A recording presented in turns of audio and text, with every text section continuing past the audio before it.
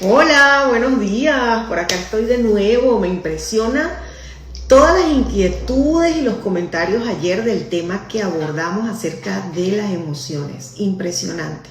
Me escribieron por WhatsApp, me dijeron, mira, tú pusiste en tus palabras cosas que yo he pensado siempre, pero nunca las he dicho, por temor, por miedo, por vergüenza, por evitar el rechazo y el conflicto. Entonces, qué interesante que podamos ir cambiando esos paradigmas y esas rutas neuronales que se establecieron en nuestro cerebro desde pequeños cuando fueron nuestras emociones en cierta forma atacadas. O sea, incluso el hecho de que hayan tratado de cercenar lo que tú sientes a estas alturas, muchos adultos, incluyéndome, hemos tenido que empezar un proceso de incluso hasta de sanidad interior para poder atreverse a decir lo que piensas, lo que sientes.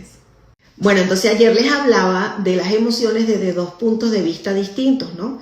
Las emociones desde el que siente y padece algo en algún punto del camino y las emociones vistas desde desde la otra perspectiva, ¿no?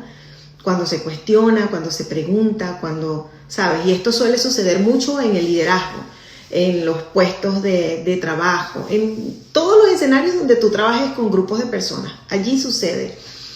Entonces me parece interesante porque ayer quedó pendiente, o les pregunté si querían saber por qué Jesús en muchas ocasiones seleccionó a 3 de sus discípulos. Y no era casualidad, era mera estrategia. Si lo estudiamos bien, tenemos que partir por el hecho de que en la Biblia en ningún momento dice que las emociones son malas.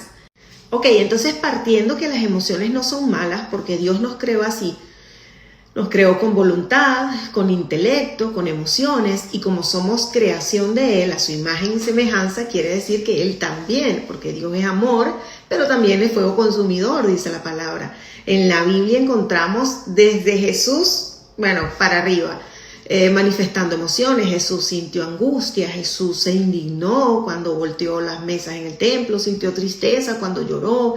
David, dice la palabra, que danzaba, gritaba, bailaba, brincaba. Jeremías, el profeta llorón, por algo le decían llorón, ¿no? El apóstol Pablo sintió angustia, sintió celos. En fin, en la palabra encontramos muestras de que las emociones están presentes. Entonces, la ecuación bíblica no es emoción es igual a debilidad, como puede entenderse, como les hablaba ayer en muchos casos en el liderazgo. Cuando tú eres líder, cuando tú eres jefe. Yo por muchos años ejercí la docencia en Venezuela y me habría encantado saber lo que sé hasta ahora, lo que he aprendido hasta hoy, ¿no? Para ponerlo en práctica en ese momento, pero así es la vida, de eso se trata, ¿no? El crecimiento.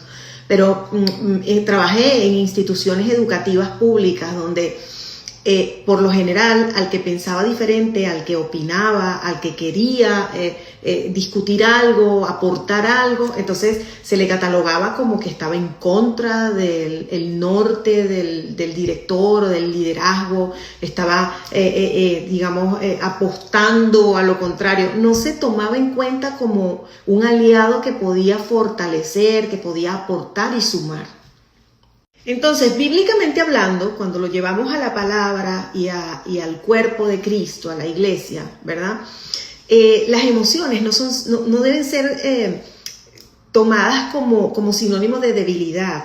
Ahora, las emociones sin gobierno y sin sabiduría. Cuando hablo de gobierno, hablo de la capacidad que tú tienes, de la capacidad de establecer el reino de Dios en tu vida, someterse a la voluntad de Dios, someterse, que el reino de Dios esté en tu vida y que de una manera sabia tú puedas manifestar tus emociones, tú puedas marcar postura,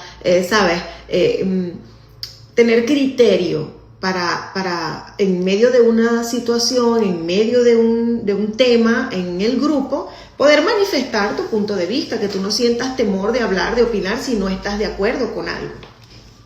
Entonces, nuestras emociones sin el gobierno del Espíritu Santo, sin estar alineados a la palabra, a manifestarlas con sabiduría, allí se lastima gente, se cruzan límites, se quebrantan corazones.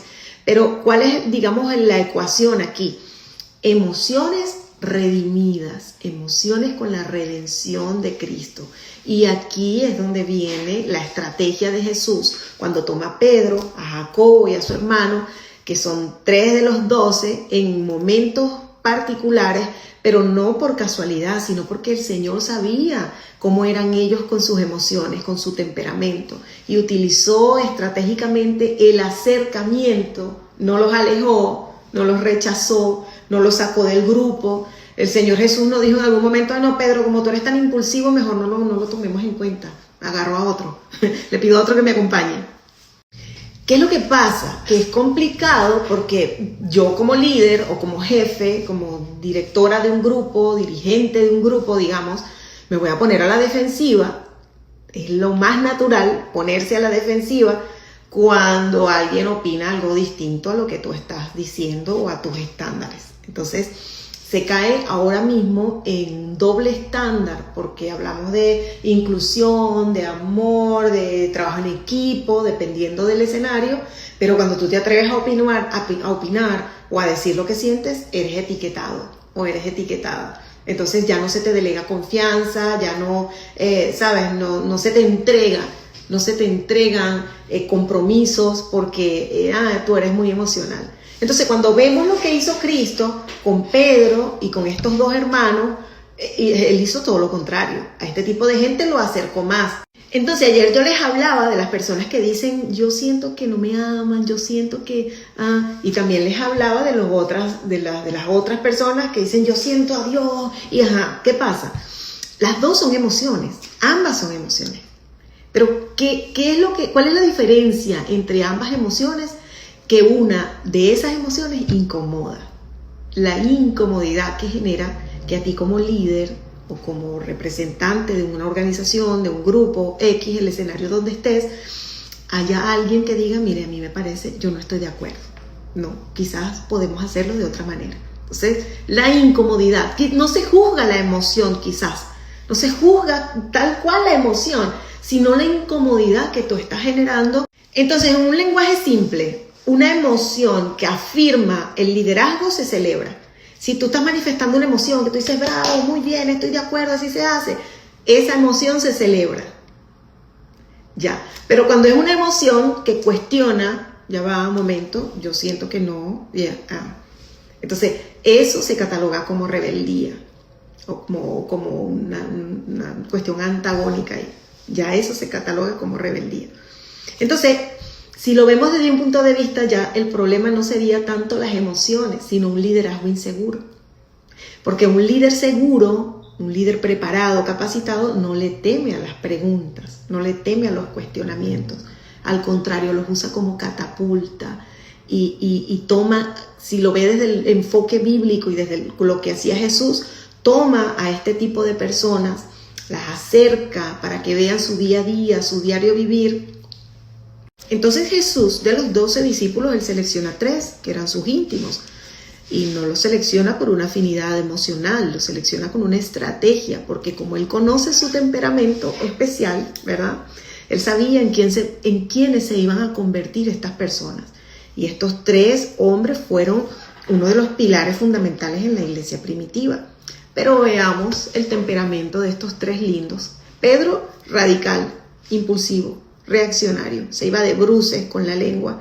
Jacobo y su hermano, yo no me quiero ni imaginar los hijitos de mami, que su madre se haya atrevido a pedirle a Jesús que le diera puestos de honor en su reino.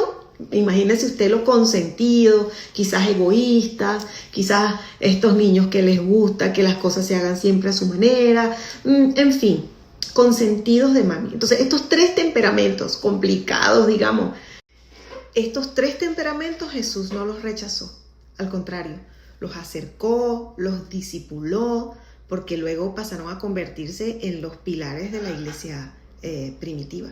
Vemos a un Pedro que era un volcán completamente de emociones, y luego ese volcán llega a convertirse en el fuego que promovió el evangelio en los orígenes, ¿no? En los primeros tiempos. Vemos un Pedro que se levanta en Pentecostés y da el primer mensaje que, bueno, imagínese usted, está escrito en la palabra. Entonces, ciertamente hay un proceso antes de llegar a ese punto, Pero si alejamos a la gente emocional, si alejamos a la gente intensa, los que hacen preguntas incómodas, ¿cómo se van a transformar? Como Pedro y como Jacobo y su hermano. ¿Cómo lo van a hacer? Entonces el mejor ejemplo nos los dio Jesús, acercándolos, manteniéndolos cerca. Entonces vemos que Jesús no rechazó su personalidad, los corrigió sin humillarlos y les dio responsabilidades.